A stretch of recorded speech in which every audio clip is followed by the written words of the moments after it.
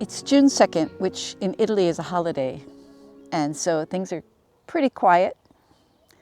There's some birds. There's a upupa, I think that's what it's called. Toot, toot, toot. And there are some hums and a little bit of traffic down the way, but mostly it's quiet. It's still pretty early. It's just, well, early-ish. It's 8 o'clock. So I came out this morning. I came out to throw something away, and I just sat down on these steps because I like to sit here and just look out.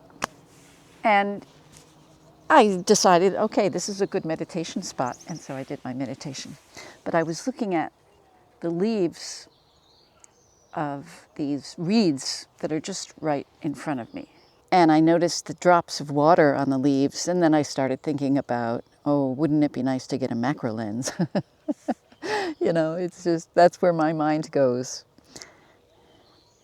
And then I noticed these plants. Now, there's some different plants mixed in, but this one over here, it's called Purslane in English, and it's actually good to eat. It's kind of succulent, and if you have a vegetable garden, in Italy anyway, it grows near tomatoes.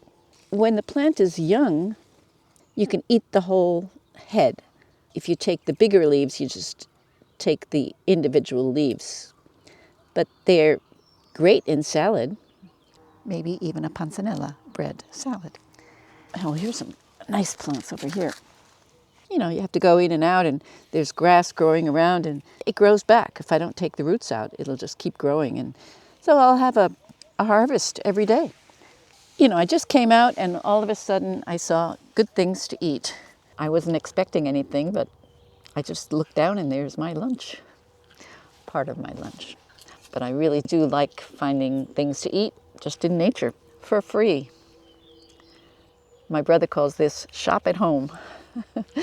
And so I do. And it's one of the small pleasures in life for me.